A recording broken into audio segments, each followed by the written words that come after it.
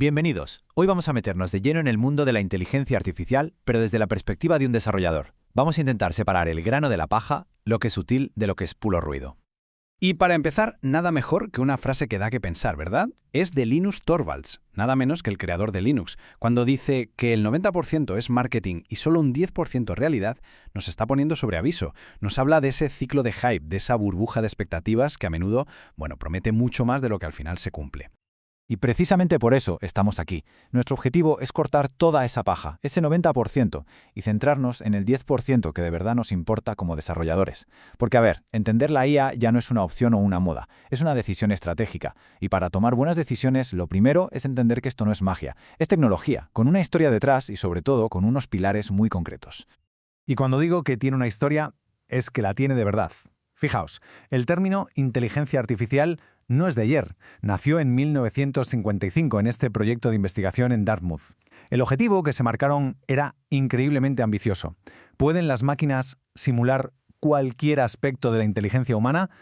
Un sueño, que ha tardado décadas en empezar a hacerse, un poco más tangible. Vale, entonces, ¿cómo funciona todo esto por dentro? ¿Qué es lo que hace que la IA moderna sea lo que es? Vamos a levantar el capó y a ver cuáles son sus 3 pilares fundamentales. El primer pilar, y diría que el más importante, son los datos. Son literalmente el combustible que mueve todo este motor.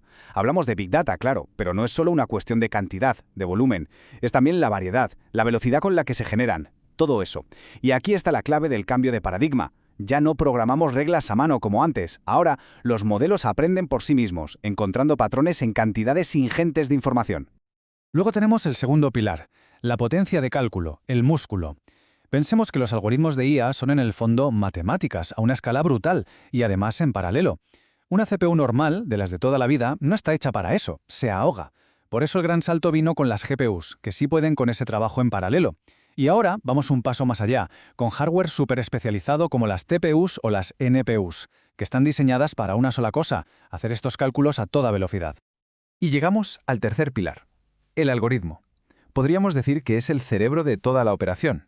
Y aquí, el punto de inflexión, el gran eureka, fue la arquitectura Transformer, allá por 2017. Su idea clave es algo que llamaron mecanismo de atención. ¿Qué hace? Pues permite al modelo entender qué palabras son más importantes en una frase para captar el contexto. Suena simple, pero es una genialidad. De hecho, es la base sobre la que se construyen casi todos los grandes modelos de lenguaje que usamos hoy.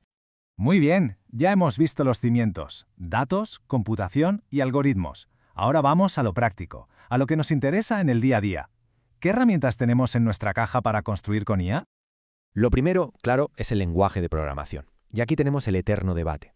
Por un lado está Python, tiene un ecosistema gigantesco, librerías para todo, es cómodo, legible, es como la navaja suiza. Pero, seamos sinceros, a veces es lento. Y por el otro lado tenemos a Julia, que nació precisamente para ser rápido, para la computación numérica a tope. El problema, su ecosistema es más pequeño, todavía está creciendo. Luego toca elegir el modelo. Y aquí no hay una respuesta única, depende de lo que necesitemos. Por ejemplo, si andamos cortos de recursos, un modelo como Mistral 7B es una maravilla, ligero, eficiente y open source. Si el coste es el factor principal, quizás algo como DeepSeek R1 sea la opción. Y luego están dos que, como Llama 3 8B, son tan eficientes que los puedes correr en tu propio portátil. Imagínate, eso para desarrollar en local sin depender de nadie es una pasada. Pero claro, tener el modelo no es todo. Hay que saber hablarle, optimizarlo. La forma más sencilla a la que todo el mundo empieza a usar es la ingeniería de prompts. Básicamente, aprender a pedirle las cosas bien para que te dé lo que quieres. Si necesitas algo más específico, subimos un nivel, el fine-tuning. Ahí coges un modelo que ya sabe mucho y lo reentrenas con tus propios datos para que se especialice. Y ya en un nivel más avanzado, tenemos técnicas como RAG, que es como darle al modelo acceso a una base de datos externa para que no se invente las cosas y te dé respuestas siempre actualizadas. Vale, hasta ahora todo suena genial, ¿verdad? Pero no es oro todo lo que reluce. Toca ponerse serios y hablar de los problemas, de los obstáculos reales que nos encontramos al trabajar con esto. De hecho, y volviendo un poco a lo que decía Torvalds al principio, todo este bombo mediático está haciendo que muchos hablen de una posible burbuja.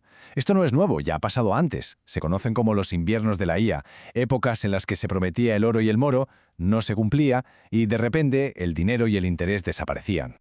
Y el kit de la cuestión es que los modelos de hoy en día tienen problemas de base, problemas muy serios.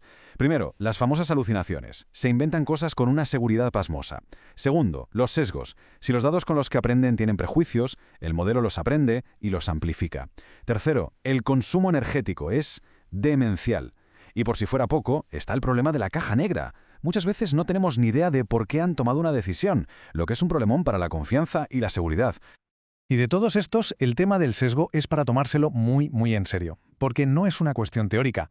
Un modelo sesgado puede llevar a que se discrimine a gente al buscar trabajo, al conceder un crédito, o incluso en temas legales. Las consecuencias pueden ser muy injustas y muy reales. Entonces, con todo este panorama, la pregunta es obvia. ¿Cómo seguimos adelante? ¿Cómo lo hacemos de forma responsable? Pues bien, ya se están empezando a construir marcos de trabajo para intentar guiar todo esto. Un buen ejemplo es lo que está haciendo la Unión Europea, con sus principios para una IA que sea de confianza. La idea es sencilla pero potente. La tecnología siempre tiene que estar bajo supervisión humana.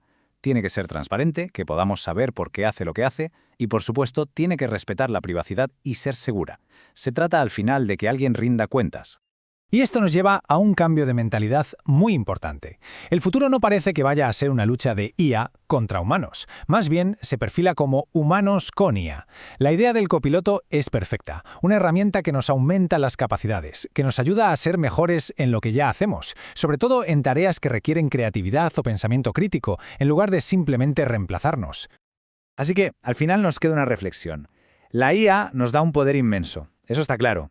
Pero el futuro no va a depender de lo que la tecnología pueda hacer por sí sola, va a depender de lo que nosotros, como sociedad y como desarrolladores, decidamos hacer con ella. El verdadero desafío no es tecnológico, es humano. La gran pregunta es esa: ¿cómo vamos a pilotar este futuro juntos?